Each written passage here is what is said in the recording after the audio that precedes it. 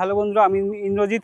Welcome to my channel. ভিডিওর title thumbnail দেখে তো বুঝে গেছো, তো আর বেশি না বকে তো ভিডিওটা শুরু করে দিচ্ছি এখানেই। তো চলো দেখতে থাকো, সঙ্গে থাকো এবং পাশে থাকো বন্ধুরা, চলো। তো বন্ধুরা 2026 কামালপুর খুঁটি পুজো ব্যানার টাঙিয়ে দিয়েছে।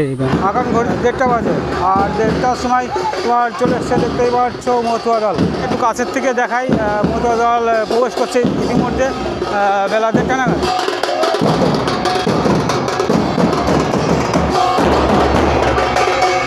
বরণ করে নিতে কাকিমা দিদিমা চলে এসছে, দেখতেই পাচ্ছ। প্রথম দলকে বরণ করে নিচ্ছে।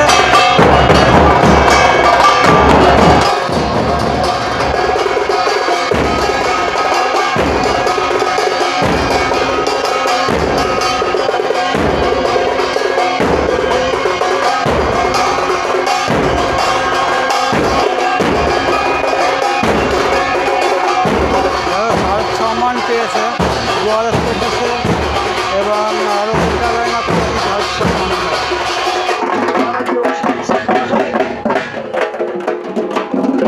কুটি পুজো উদ্বোধন করতে আসছে মাননীয় অসীম বিশ্বাস মহাশয়। তো বরণ করে নিয়ে যাচ্ছে। দেখো প্রচুর মানুষ কিন্তু ভিড় করেছে ইতিমধ্যে, দেখতে পাচ্ছি। জয় শ্রীরাম।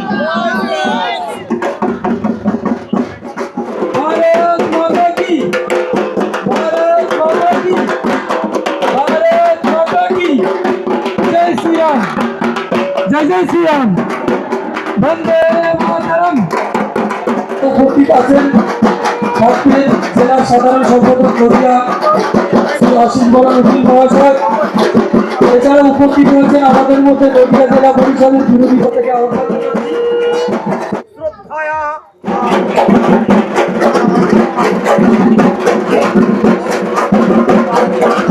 2024 সালে বন্ধ হয়েছিল দুর্গাপুজো, 2025 সালে কোনো রকম ভাবে পুজো, আজ রয়েছে কামালপুরে খুঁটি পুজো। কি বলবে দাদা? দেখো, তাও আমি একটু বলে দিই, এখানে পরিচয় করাই। দাদা সাংগঠনিক জেলার আছে, হিন্দু সংগঠনের নেতৃত্ব আছে, এখানে সবাই আছে। কামালপুরে বিগত 24 সাল থেকে এ কাহিনী সারা ভারতবর্ষের লোক জানে। যেভাবে একটা সরকার একটা গ্রামের পুজোকে যেভাবে বিগত দিনে নষ্ট করেছে, সেটা শুধু সারা বিশ্ববাসী দেখেনি, মানে শুধু কামালপুরবাসী না, সারা বিশ্ববাসী দেখেছে কি পরিস্থিতি করেছে। তো সেই জায়গায় একটা পুজো নিয়ে একটা যে সিন্ডিকেট চালাতো বিগত সরকার, তো সেই জায়গাটা যেভাবে নষ্ট করেছে, কামালপুরের একটা মানে যতটা ক্ষতি করা যায় সেটা করেছে। তো এবছর নতুন সরকার এসছে, হিন্দুত্বের সরকার। পুজোতে কোনো আপত্তি নেই, সমস্ত পুজো সবাইকে মানে প্রশাসন এবং নেতৃত্বের সমস্ত কিছু সহযোগিতা নিয়ে পুজো এবছর হচ্ছে। এবছর পুজোর উৎসব হচ্ছে কামালপুরে। এবার পুজোর থিম কি রয়েছে? থিমটা বলছি আমরা, থিমটা 112খানা প্রতিমা তৈরি হচ্ছে, বিভিন্ন বৈচিত্র্যময়। থিমটা আমরা কিছু সময় বাদে শিল্পীরা আসলে একসাথে বলে দেবো। এই মুহূর্তে থিমটা হচ্ছে 112টা, যেহেতু 112 ফুটের দুর্গা সরকারিভাবে কামালপুর কখনোই সেই স্বীকৃতি পায়নি, যার কারণে এবছর 112খানা প্রতিমা পুজো করে এবছর উৎসব পালন করবে কামালপুর। এবার আমি দাদাদের বলছি, আর একটা যেখানে বিশেষ আমরা ঘোষণা করতে চাইছি, আমাদের এই দাদারা আছে দীর্ঘদিন ধরে একটা প্রচেষ্টা। দেখো, একটা বিভিন্ন জায়গায় নামের তো একটা পরিবর্তন সব জায়গায় আসছে। তো আমরাও সবার কাছে আবেদন করব, সবার কাছে বলতে এখানে আজকে বিশেষ করে বিধায়ক আমাদের এখানে আসবেন, বিধায়কের কাছে আবেদন করব কামালপুর যাতে কমলপুর হয়। কারণ এত বড় দুর্গা পুজো নিয়ে যে পরিস্থিতি আসছে, এত সংঘর্ষের মধ্যে দিয়ে, এটা সারা বিশ্ববাসী জানে।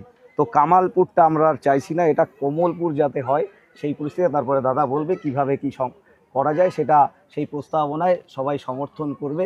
আর বিশেষ করে এই দাদা বলবে যে সংঘর্ষ করছে কমলপুরটা করার জন্যে, সেটা প্রশাসনিকভাবে যাতে সমস্ত জায়গাটা হয়, তার জন্য আমরা একটা প্রশাসনের কাছে আবেদনও করব। এবার দাদা, দীর্ঘদিন ধরেই এই কামালপুর যেটাতে একটা মুসলিম শব্দ, আর যেহেতু হিন্দুত্ববাদী আমরা সব, তার জন্য কামালপুরটাকে কমলপুর করার চেষ্টা আমরা সচেষ্ট হয়েছি। এটা আমরা দীর্ঘ 3 বছর ধরে চেষ্টা করছি নিজেদের ভিতরে। নিজেরা আমরা সব জায়গায় যেখানে লিখি কমলপুরই লিখি। আমাদের হিন্দু সম্মেলন যেটা হলো সেখানে আমরা কমলপুরই লিখেছিলাম। তাই পুজো কমিটির কাছে আমাদের আবেদন ছিল যে কামালপুরটাকে বদলে কমলপুর করতে হবে, কমলপুর নামে যাতে একটা পরিচিতি পায় সেটা ব্যবস্থা করা। তার জন্য আমরা সরকারের কাছে আবেদন তো অবশ্যই জানাবো, যেখানে যেখানে জানানো দরকার ডিএম থেকে শুরু করে রাজ্য সরকারের কাছে। আগামী দিনে এটা কমলপুর নামেই পরিচিত হবে। কামালপুর নাম আমরা কেউ বলবো না, কমলপুরি যেটা হয়। আর একটুখানি আমি বলছি যে গত বছর এই 2 বছর যখন হচ্ছিল তখন কিন্তু র্যান্ডাম তোমাদের সোশ্যাল মিডিয়ায় যত সব জায়গায় কমেন্ট একই আসছিল, কামালপুরের নামটা বদলে কমলপুর করা হোক। তো তাদেরও সবার আমরা মান্যতা দিয়ে আমরা প্রশাসনের কাছে আবেদন করব যাতে এটা প্রশাসনিকভাবেই কমলপুর তৈরি হয়। এবার দাদা কিছু বলুক। 2024-এ আপনি হয়তো জেনে থাকবেন, 2024-এ একটা ঠাকুর যেটা প্রায় 90% কমপ্লিট হয়ে গেছিলো, তারপর পুজো বন্ধ হয়ে যায়। 2025-এ আমরা দেখেছিলাম যে ঠাকুর উপরে তোলা হয়ে গেছিলো, তারপরে আবার ক্রেন দিয়ে নিচে নামানো হয়। অবশেষে 2026-এ আমরা দেখতে পাচ্ছি বর্তমানে যে সরকার রয়েছে, অর্থাৎ আমাদের বিজেপি সরকারের উপস্থিতিতে বর্তমানের যে পুজো সেটা হচ্ছে সম্পূর্ণ হতে চলেছে। তারা আজকে খুঁটি পুজো, কি বলবেন? দেখুন, আপনারা সর্বপ্রথম ধন্যবাদ জানাতে হবে যারা আমাদের সামনে ইউটিউব চ্যানেলের আপনারা আছেন, আপনাদের মাধ্যমেই প্রচার পেয়েছিল যে একাধিকভাবে পূজা কমিটির উপর যেভাবে বাধা নেমে এসেছিল, এটা শুধু পূজা কমিটির বাধা নয়, এটা হিন্দু জাতির কাছে বাধা, সারা পশ্চিমবাংলা নয় ভারতবাসীর কাছে বাধা ছিল। আর সারা ভারতবাসী আমাদের যে দুর্গা উৎসব ভারতবর্ষের মানুষের কাছে, বাঙালিদের কাছে শ্রেষ্ঠ উৎসব, আর সেই উৎসবকে নিয়ে এই যে কমলপুরের যে 24 এবং 25-এর যে বিভিন্ন প্রশাসনিক হেনস্থা, সেই হেনস্থার যে শিকার হতে হয়েছিল, তাতে ভারতবর্ষের যত হিন্দু সনাতনীরা আছে সবাই সেখানে দুঃখিত ছিল। এবং রাজ্যে যে সরকার চলছিল তৃণমূল কংগ্রেসের সরকারের যে একাত্ম মনোভাব ছিল, শুধু মুসলিমদেরকে খুশি করার জন্য এই কমলপুরের এই ঠাকুর যাতে এখানে ঠিকমতো না হয়, একাধিক প্রশাসনিক ল অ্যান্ড অর্ডার সেখান থেকে বলেছে যে এখানে গাড়ি আসা বাধা হবে, এখানে অ্যাক্সিডেন্ট হতে পারে, এখানে মানুষ আসতে পারবে না, ঠাকুরে বেঁধে যাবে, বিভিন্ন রকমভাবে হয়রানি, প্রশাসনিক যত রকম হয়রানি করার রাজ্য সরকার তখন তৃণমূল কংগ্রেসের সরকার করেছে। তৃণমূল কংগ্রেসের সরকার চেয়েছিল শুধুমাত্র মুসলিমদেরকে তোষণ করার জন্যে, যাতে করে আমরা দেখাবো যে না আমরা ওই পূজাকে বন্ধ করছি, মানে হিন্দুদেরকে ছোট করে মুসলিমদেরকে শুধু খুশি করার জন্য, আর কিছু নয়। তারপরে তো এখন পূজা হবে আমরা যেমনভাবে চাইবো, আপনারা এলাকার কমিটি যারা যেভাবে চাইবে সেইভাবে পূজা হবে। এখানে কোনো বাধা থাকবে না, সরকারের কোনো বাধা থাকবে না, এলাকার মানুষের কোনো বাধা থাকবে না। যারা আপনারা প্রচার মাধ্যমে আছেন, সারা ভারতবর্ষের মানুষ এখানে খুশি থাকবে। যে তাদের আক্ষেপ ছিল যে আমরা কেন সেই বড় প্রতিমা দেখতে পেলাম না, সেখানে কেন হাজার বাধা, তার জন্য সবার মনের দুঃখ যন্ত্রণা জন্যেই আজ পশ্চিমবাংলা থেকে এই অপদার্থ সরকারকে বিদায় দিয়েছে। এবং বিদায় দেওয়ার এটাও কারণ যে হিন্দুদের উপর যেভাবে বিভিন্ন জায়গায় প্রশাসনিক প্রভাব খাটিয়ে হিন্দু ধর্ম প্রচারের ক্ষেত্রে একাধিক বাধা সৃষ্টি করেছিল, তার জন্যই কিন্তু আজ বিদায় নিতে হয়েছে। পশ্চিম বাংলা থেকে সকল সনাতনীরা এক হয়েছে এবং এই অপদার্থ সরকারকে বিদায় করেছে। এবার একটা তোমাদের বলি যে জিনিসটা, যেটা একটা দেখো, আজকে কামালপুর কিন্তু প্রথম শুরু করেছিল বড় মূর্তির ক্ষেত্রে। বড় মূর্তির যে একটা চাহিদা আছে সেটা সবাই জানে। আজকে দেখো কলকাতার বুকে 60 ফুটের একটা মূর্তি তৈরি হচ্ছে, আমাদের এই সরকারই এসে করছে। আজকে দেখো বাংলাদেশে, আজকে এই কথা না বলে পারছি না, বাংলাদেশেও কিন্তু এই অনুপ্রেরণাতেই বড় রাম মূর্তি তৈরি হচ্ছিল। আজকে দেখো বাংলাদেশে বাধা এসছে, ওটা যেহেতু একটা মুসলিমের দেশ, মুসলিম সংখ্যাগরিষ্ঠতার দেশ, তো সেটাকে যদি ওয়েস্ট বেঙ্গল চিন্তা করা হয়, তো বিগত 2 বছর আগে ঠিক সেম পরিস্থিতি বিগত সরকার এখানে তৈরি করেছে, যেটা বাংলাদেশ তৈরি করতে চেয়েছিল। এই জায়গা থেকেই আমাদের আপত্তি ছিল যে বারবার করে যে এই একটা মানে কি বলবো, মানে আগে মুখ খোলা যায়নি, সেটা সবাই জানো যে তোমরা ছিলে প্রতিটা টাইমে, যেভাবে পুলিশ প্রশাসনের নজরবন্দিতে নামাতে হয়েছে, ওঠাতে হয়েছে, সমস্ত জিনিসটাই ওনাদের তত্ত্বাবধানে হয়েছে। তোমরা সমস্তটারই সাক্ষী। কিন্তু তখন মুখ খুলতে গেলে অনেক কিছু ব্যাপার থাকতো, এখন সবাই স্বাধীন, সবাই মুখ খুলতে পারবে।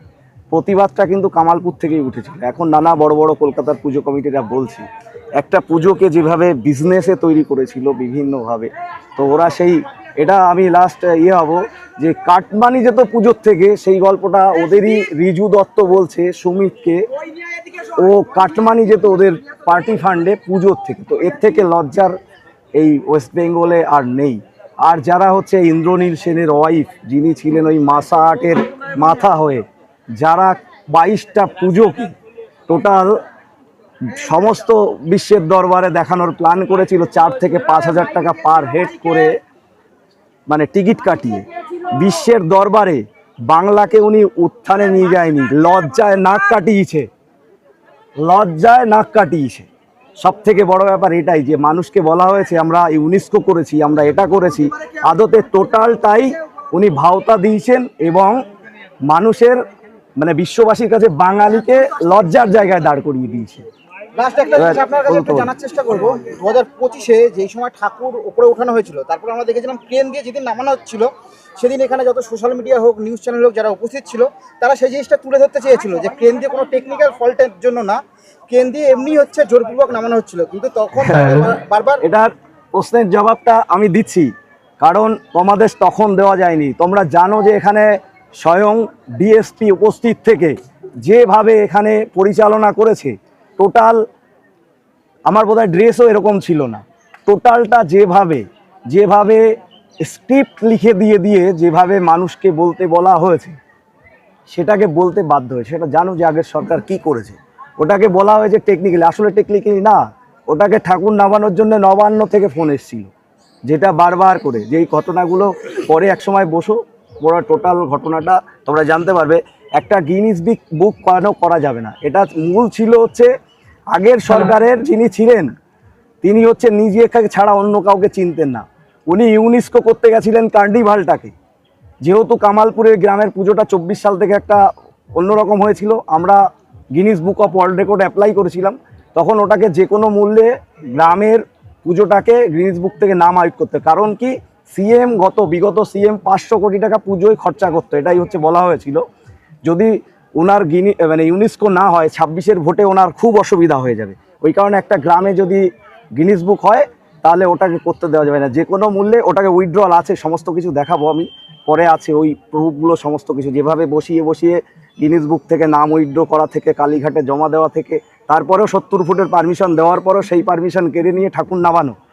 লাস্ট কি পারমিশন দিয়েছিল, যেটা বলেছিল ও যেহেতু ঠাকুর করেছে, ওর যদি ওখানে কোনো দুর্ঘটনা ঘটে ওর দায়িত্বে পুজো করতে হবে। তার মানে আমি সেই দায়িত্ব সই করে এই পুজোকে যতটুকু পেরেছিলাম তখন করেছিলাম। কিন্তু মানে এত অপদার্থ একটা সরকার যেটা ছিল, এটা বললে পরে তোমাদের এটা ইতিহাস হবে, সবাই বাইরে মুখ খুলছে। এত নিকৃষ্ট মনে কামালপুর একটা গ্রাম, প্রত্যন্ত গ্রাম, তার সাথে যেটা করেছে সেটা মুখের ভাষায় আসে না, এটা অন্যরকম ব্যাপার। এই বছর যে থিম হচ্ছে সবাইকে আসতে বলছেন তো? এই বছর এটাও একটা বিশ্ব রেকর্ডই আমি বলবো, কারণ হচ্ছে এক জায়গায় বলছি উৎসব হবে কামালপুরে, এক জায়গায় 112টা ভিন্ন রূপী মা এখানে আসছে, থিমের উপর আসছে, এবং সেটা আসছে, আমি থিমটা সবাইকেই কিছু সময় বাদে দিয়ে দেবো। হ্যাঁ, তো থিমটার আমি একটু দাও হালকা করে বলে দিই তোমাদের, থিমটা যেটা আসবে আমাদের, আমি একটু বলি। গর্ভগুহার অন্তরালে আদি শক্তি অনন্ত রূপ, গর্ভগুহার অন্তরালে আদি শক্তির অনন্ত রূপ। এখানে আমাদের একটা, পরে আমরা যে ভিডিওটা দেখে হচ্ছে ছোট ভিডিও আছে, শর্ট ভিডিও, এটা তোমাদের দিয়ে দেবো, এটা বুঝতে পারবে। এবছর কামালপুরে টোটাল সব থেকে বড়, কমলপুরে, আমরা কমলপুর যেহেতু উপস্থাপনা দিয়েছি, কমলপুরে সব থেকে বড় সাইজে যদি বলো 12 আমাদের মধ্যে হেঁটে এই ঠাকুরটা দেখতে উপস্থিত হবে, হয়েছে রানাঘাট অবশ্যই থাকবে। উত্তর 24 সালে কিন্তু যখন 90% কাজ প্রায় কমপ্লিট হলো, তখন পুজো বন্ধ করে দেওয়া হলো। 2025-এও আপনি জেনে থাকবেন যে পুজো হচ্ছে করার পর, ঠাকুর পুরো রেডি করার পর ক্রেন দিয়ে হচ্ছে নামানো হলো, কি বলবেন? আর 2026-এ তো পরিবর্তন হলো, অবশেষে দেখতে পাচ্ছি প্রতি পুজো হলো আজকের দিনে। সেটা হচ্ছে অত্যন্ত বেদনাদায়ক ঘটনা ঘটেছিল 2024 সালে কামালপুর অঞ্চলের অভ্যন্তরে একটা ঐতিহাসিক যে দুর্গা প্রতিমা, সর্বোচ্চ 112 ফুট পর্যন্ত যে প্রতিমা তৈরি করার যে প্রয়াস চালিয়েছিল এখানকার পূজা কমিটি, সমস্ত স্তরের কার্যকর্তা এবং কামালপুর অঞ্চলের মানুষের মধ্যে একটা আবেগ জড়িত ছিল, একটা প্রশাসনিক বাধা ছিল। তখনকার সময়ের সরকার সেইভাবে মানুষের ভাবাবেগকে আঘাত দিয়ে এই এলাকার হাজারো হাজারো মানুষের সেদিন চোখের জল পড়েছিল। আমি নিজে বিধায়ক হিসেবে এসেছিলাম, বারবার চেষ্টা করেছিলাম, কিন্তু সরকারের সর্বোচ্চ উপরতলা থেকে বাধা ছিল একটা বিশেষ পুজোকে সন্তুষ্ট করবার জন্য কল্যাণী। তো বহু বাধা পেরিয়ে 2025 সালেও সে কাঙ্ক্ষিত লক্ষ্যে লক্ষ লক্ষ মানুষের আবেগ জড়িত ছিল এই পূজাকে কেন্দ্র করে। তারপরেও সমস্ত বাধা বিপত্তিকে কাটিয়ে উঠে আমরা সকলের প্রচেষ্টার মধ্যে দিয়ে ব্যক্তিগতভাবে আমি এবং কামালপুর অঞ্চলের সমস্ত সুধী নাগরিকবৃন্দ, কামালপুর গ্রামের অধিবাসী বৃন্দ, দলমত নির্বিশেষে, জাতি ধর্ম বর্ণ নির্বিশেষে আমরা সকলে এগিয়ে এসেছি আজকের এই ঐতিহাসিক দুর্গাপূজা অনুষ্ঠান। কোনো অনুষ্ঠান, ধর্মীয় অনুষ্ঠান, এই যে আমার ছবিটা টানানো আছে, এটা আমি নিজের মন থেকে মেনে নিতে পারি না। আমি জানি না ফ্লেক্সটা ছবি থাকবো কেন। মা দুর্গা আমাদের সকলের দেবী দুর্গা। এখানে কোনো ব্যক্তি বিশেষ, কোনো জনপ্রতিনিধির ছবি না থাকাটাই সব থেকে ছিল। আমরা সকলে মিলে আনন্দ উৎসব করব এবং এই কামালপুরের এই পূজাকে আমরা হেরিটেজ পূজা করার একটা পরিকল্পনা এই পূজা কমিটি, বিশেষ করে সবাইয়ের নেতৃত্বে যেভাবে 24 সালে অগ্রণী ভূমিকা নিয়েছিল, পরবর্তীতে আমাদের এখানকার সকলে, এখানে পার্টির কোনো পূজা না, আমি জনপ্রতিনিধি নির্বাচিত হওয়ার পরে সকলের জনপ্রতিনিধি, আমাকে যেখানে যে অনুষ্ঠানে ডাকা হবে একজন জনপ্রতিনিধি হিসাবে তার ডাকে আমি সাড়া দেব। একটা বিশেষ দল থেকে যেটা হয়, কিন্তু নির্বাচনে জয়লাভ করার পরে সেই এলাকার আমজনতার সকলেরই জনপ্রতিনিধি। স্বাভাবিক এখানকার পূজা কমিটির আহ্বানে আজকে আমি একজন নির্বাচিত জনপ্রতিনিধি হিসাবে আমি এখানে উপস্থিত হয়েছি এবং এখানে আমি একটু অন্য মাত্রা দেবো। এবার পূজাটা যাতে আরও ভালো করে করা হয়, তার জন্য যেতে অঞ্চলে আমার বাড়ি, আমারও একটা আবেগ জড়িয়ে আছে যে আমার বিধানসভার, আমার নিজের অঞ্চলের এই পুণ্যভূমিতে যাতে লক্ষ লক্ষ মানুষের সমাগম হয়। এবং আমি আস্তে আস্তে আলোচনা করেছিলাম যে পরবর্তীতে আমি একদিন আসবো পূজা কমিটির সঙ্গে, আমাদের পরিবার আছে, সেটা আছে, আরও একাধিক আমাদের যারা কমিটির যারা এখানে যুক্ত তাদের সঙ্গে আলাদাভাবে বৈঠক করবো, যাতে এটাকে আরও ভালোভাবে প্রচারের আলো এবং আরও কষ্টলিভাবে করে মানুষের মনোরঞ্জন করা যায়। পরবর্তীতে আর কোনো বাধা আসবে না তো? পরবর্তীতে আর কোনো বাধা আসবে না তো? এবার আর কোনো বাধা আসবে না, তাই তো? না, এবার আরেকটা কথা বলি, এই বছর যেহেতু আমরা পুজো কমিটি টোটালি আমরা বিধায়ক কাকাকে সামনে রেখে সংকল্পের মাধ্যমে টোটাল আমাদের গ্রামবাসী, টোটাল ক্লাব সবাই চিন্তা করেছে কাকার মাধ্যমে সংকল্প করে এই বছর আমরা পুজোটা নিয়েছি।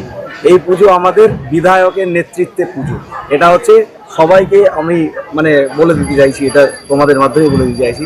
এবছর টোটাল পুজোটা হচ্ছে আমাদের উত্তর পূর্ব বিধায়কের নেতৃত্বে পুজোটা হচ্ছে, এটা আমাদের ক্লাব থেকে সম্পূর্ণরূপে এই সমর্থন করেই দাঁড়িয়ে খুঁটি পুজোটা করলেন 2024-এ, কিন্তু ওখানে এসেই গ্রামের যারা মহিলা মা বোন তাদের সাথে কিন্তু এই পুজো হওয়ার জন্য আলোচনা করেছিলেন, কিন্তু তারপরেও পুজো হয়নি। আজকে আপনার সামনে দাঁড়িয়েই বা আপনার উপস্থিতিতে খুঁটি পুজো হলো, অনুভূতি কি? ভীষণ ভালো অনুভূতি, এত ভালো লাগছে, এত আনন্দ লাগছে। এই গ্রামের আমাদের মাতৃশক্তি, মাতৃমণ্ডলী, ছোট ছোট বাচ্চার থেকে শুরু করে আবাল বৃদ্ধ বর্ণিতা সকলের মনে আজকে খুশি এবং সে খুশিটাকে ধরে রাখতে হবে। লক্ষ লক্ষ মানুষের সমাগম হবে। আমি চাইব এই সরকারে আরও উচ্চপদস্থ আধিকারিকের মাধ্যমে পূজার উদ্ঘাটন করার এবং এখানকার ডিএসপি বর্ডার এখানে আছেন, আরও বড় বড় পুলিশের ঊর্ধ্বতন কর্তৃপক্ষ এখানে আসবে, আইন শৃঙ্খলা যানজটের চলাচলে যাতে কোনো অসুবিধা না হয়, পূজা কমিটিকে সঙ্গে নিয়ে এখানকার মানুষকে এবং বহিরাগত যারা পূজা দর্শনার্থী যারা আসবে তাদের পূজা দেখবার জন্য, প্রতিমা দেখবার জন্য সমস্ত ধরনের প্রশাসনিক ব্যবস্থা থাকবে। আমি আমার সর্বোচ্চটুকু এই পূজাকে সর্বাঙ্গীনভাবে পৌঁছে দেওয়ার জন্য আমার তরফ থেকে যা যা করা লাগে।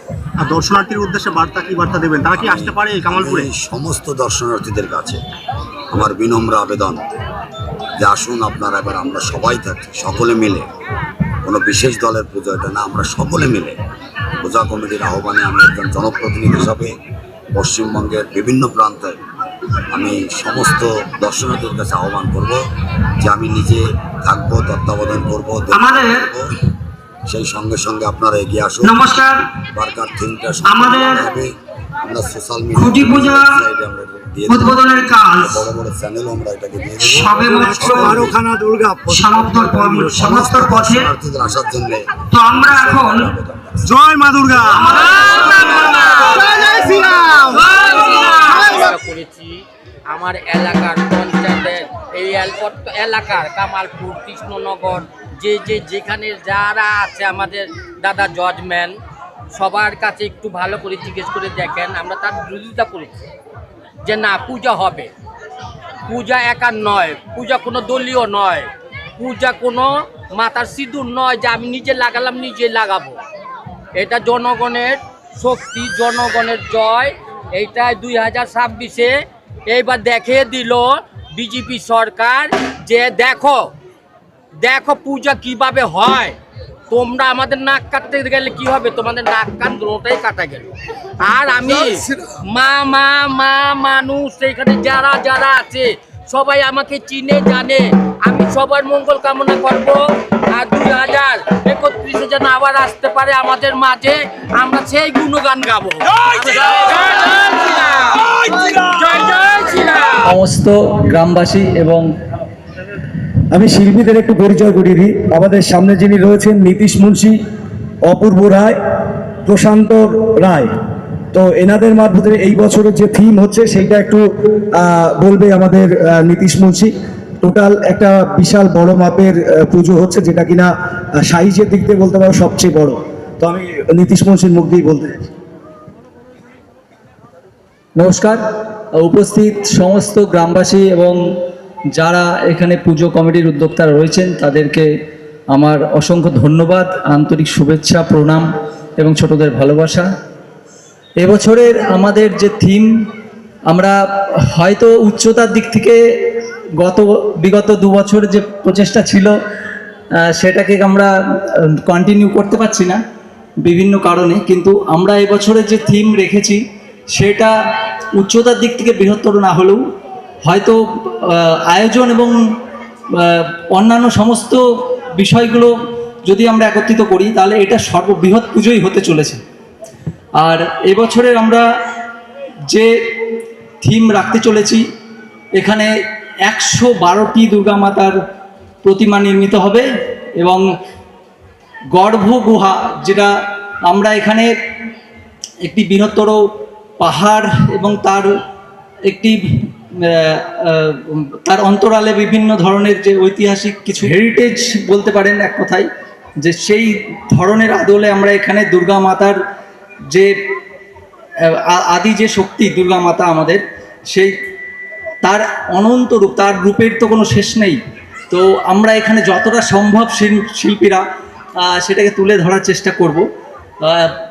হিন্দু ধর্মের মাইথোলজির দিক থেকে দেখতে গেলে দুর্গা মাতার 108টি রূপের বর্ণনা আছে অনেক জায়গাতেই। আর আমাদের এখানে কালে কালে শিল্পীরাও তাদের নিজের ভাবনা দিয়ে আরও অসংখ্য মায়ের রূপের বিভিন্ন বর্ণনায় তুলে ধরেছেন। তো আমরা তার মধ্যে থেকে কিছুটা নেওয়ার চেষ্টা করব এবং আমাদের নিজস্ব ভাবনায় কিছুটা নেওয়ার চেষ্টা করব, নিয়ে আমরা মায়ের 112টি রূপ এখানে তুলে ধরার চেষ্টা করব। তো আমাদের থিমটা গর্ভগুহার অন্তরালে আদি শক্তির অনন্ত রূপ। এই থিমে আমাদের এবছরের কামালপুরের দুর্গা উৎসব হবে এবং আশা করি আমরা খুব ভালো এবং প্রচেষ্টার মধ্যে দিয়ে একে সম্পূর্ণ বাস্তবায়িত করতে পারবো। আর অন্যান্য শিল্পীদের বক্তব্য আমি একটু শুনতে চাই, তারা কীভাবে বলো। নমস্কার, কামালপুরবাসীর সেই দীর্ঘ প্রতীক্ষার অবসান, সেই দুঃখ যন্ত্রণার অবসান ঘটিয়ে নতুন করে নতুন আনন্দে আমরা মেতে উঠব। 112 ফুট নয়, 112খানার মায়ের আরাধনায় বা উৎসবে আমরা মেতে উঠব। এই উৎসব সার্বজনীন হোক, সবার অন্তরের কুলসতা দূর হোক, বা বাহ্যিক যে আমাদের শত্রুতা, ভিন্নতা সমস্ত কিছু ভুলে আমরা দল মত নির্বিশেষে মায়ের উৎসবে আগমন করব এবং আনন্দ করব, এটাই প্রার্থনা। তারপরে খিচুড়ি নিয়ে পুজো মণ্ডপে ওখানে নিয়ে যাচ্ছে।